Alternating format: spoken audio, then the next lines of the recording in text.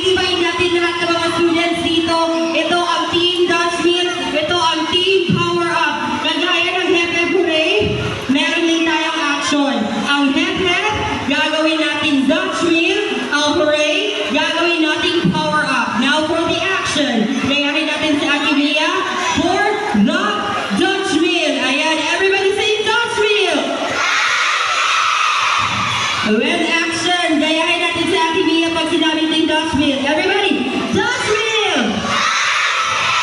Yan, para umiinom lang ng Dutch Mill yogurt drink. Dito naman, para mga superhero tayo, ang gagawin natin is isigaw natin ang Power Up! Very good. Dito po,